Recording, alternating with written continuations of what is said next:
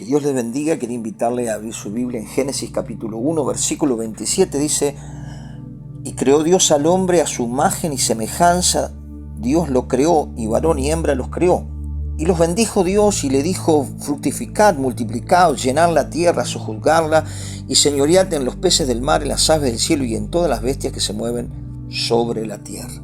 Vemos que Dios creó al hombre, creó a la mujer y creó todo para que el hombre pueda vivir en plenitud y sobre todo una relación con su Creador, una relación de amor, de amistad, de comunión, donde Dios quería direccionar al hombre para que pudiera disfrutar en plenitud su vida en la tierra y en todo lo que Dios creó. Pero hubo una condición que Dios le dijo al hombre, que había plantado un árbol y de tal árbol él no debía comer. Eso lo dice en Génesis 2:16. Y mandó Jehová Dios al hombre diciendo: de todo árbol del huerto podrás comer, mas del árbol de la ciencia del bien y el mal no comerás, porque el día de que él comiese ciertamente morirás. Dios le estableció: podés comer de todos los árboles, pero del árbol de la ciencia del bien y del mal no comerás. ¿Qué hizo el hombre? El hombre desobedeció, le creyó a la serpiente, ¿no? Dice que la serpiente aquí en el capítulo 3 de Génesis dice que era astuta más que todos los animales del campo, y de alguna manera incitó a la mujer a que comiese de ese fruto, la mujer que Dios había creado, ¿no? Recordemos que Dios creó a Adán del polvo de la tierra y sopló y le dio espíritu, le dio alma, le dio cuerpo. Es decir, que el alma y el espíritu se conectan, y el cuerpo es la parte que podemos nosotros tener los sentidos, pero Dios nos creó tripartitos, como dice la Biblia, ¿no? Y que también a través del espíritu el hombre se relacionaba con Dios y también podía percibir las cosas espirituales. Pero ¿qué pasa? Al comer de este árbol donde Dios le dijo que no debía comer, y que fue instigado por aquí la serpiente, que es Satanás, ¿no? Cuando uno ve en otros pasajes, es Satanás mismo. Y fíjese lo que pasó. El versículo 6, capítulo 3, versículo 6, dice: y vio la mujer que el árbol era bueno para comer y que era agradable a los ojos, y el árbol codiciable para alcanzar sabiduría, y tomó de su fruto y comió, y dio también a su marido, el cual comió así como ella. Quiere decir que los dos comieron de ese árbol que Dios le había dicho que no debían comer. ¿Por qué? Porque Dios le dijo: de todos los árboles coman, pero de ese árbol no deben comer, porque el día que coman van a morir, ¿no? Pero ¿qué tipo de muerte? No era una muerte física, sino que al comer de ese árbol que Dios le dijo que no comiese, y que Satanás lo instigó para que lo hicieran, se iba a interrumpir la relación con Dios, porque esa relación del espíritu, venía una muerte espiritual sobre el hombre, donde Dios luego lo echó del Edén, y a través de ese pecado de Adán y Eva, el pecado se instaló como un virus en toda la sociedad, donde el hombre ya tenía el cuerpo, el alma, donde están los sentidos, pero que ya espiritualmente estaba muerto, no muerto físicamente, sino muerto espiritualmente. Ya no tenía relación con Dios, ya no tenía comunión con Dios, y ya se manejaba almáticamente con sus pensamientos lejos de la relación con el Espíritu de Dios, lejos de la relación con Dios. Por eso el pecado entró a través de Adán. Y esto lo dice en Romanos capítulo 5, versículo 12. Por tanto, como el pecado entró en el mundo por un hombre, estábamos hablando de Adán, y por el pecado la muerte, estamos hablando de que hubo una separación de la relación con Dios, hubo una muerte espiritual. Dice: así la muerte pasó a todos los hombres, por cuanto todos pecaron. Es decir, que esa muerte espiritual hizo que el pecado se instalara en el hombre, y dice la Biblia: por cuanto todos pecaron, están destituidos de la gloria de Dios. Por eso el hombre siente un vacío que no lo puede llenar con nada. Muchas veces busca satisfacer su alma, pero su espíritu está muerto porque esa muerte espiritual se instaló.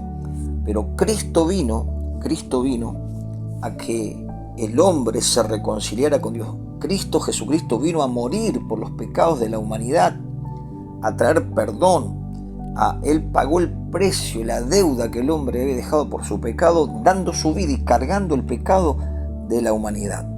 Por eso entendemos que al depositar nuestra fe en el Hijo de Dios, en Jesucristo, a creer que Jesucristo murió por nuestros pecados, a creer que al recibirlo a Él somos salvos de la ira venidera, nosotros cuando recibimos a Jesús, recibimos la vida espiritual que habíamos perdido allí en el Edén. Y el hombre se vuelve a relacionar con Dios.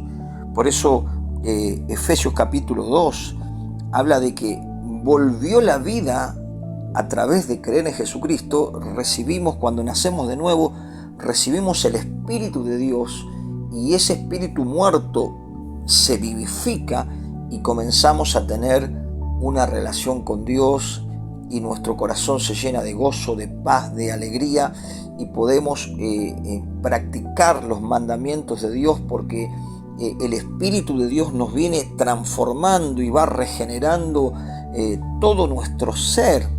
Aún nuestra alma, que está viciada de pecado y de malos pensamientos, está siendo regenerada, transformada, y sucede una santificación progresiva del Espíritu en nosotros que nos va llevando a tener el carácter de Cristo. Esto lo dice Efesios capítulo 2, y Él está hablando de Jesús. Os dio vida a vosotros cuando estabais muertos en delitos y pecados. Quiere decir que Cristo nos da la vida que perdimos en el Edén, la vida espiritual, porque recordemos que el Señor nos creó espíritu, alma y cuerpo. Nuestro espíritu vuelve a tener una relación con el Espíritu de Dios y tenemos vida en Cristo. Por eso dice la Biblia que el que está en Cristo, nueva criatura es.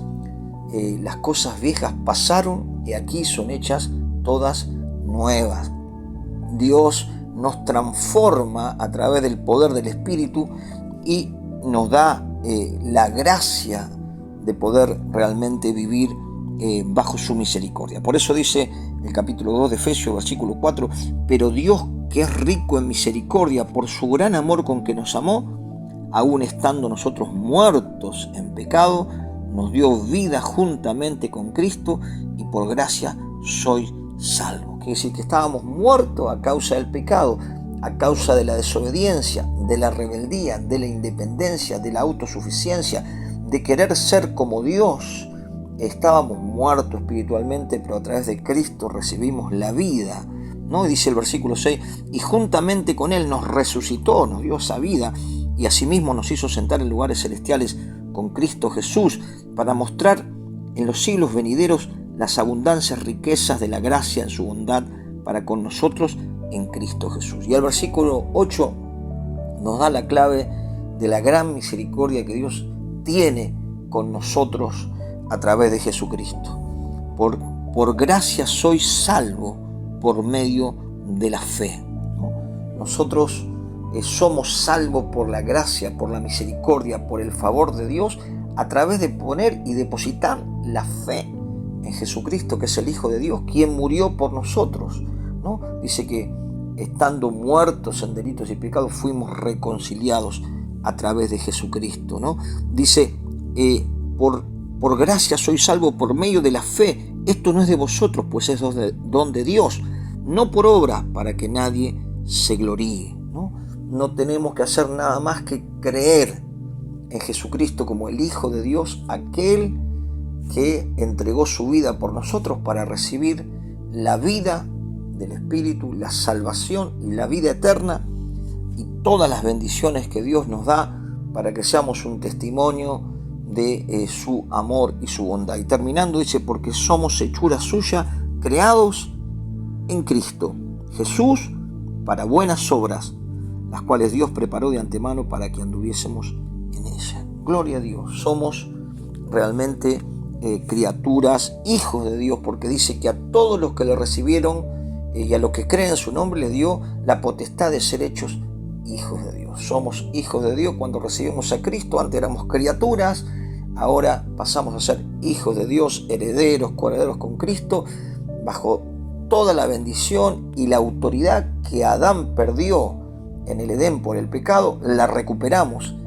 al recibir, al aceptar a Cristo como nuestro Señor y como nuestro Salvador. Que el Señor les bendiga mucho.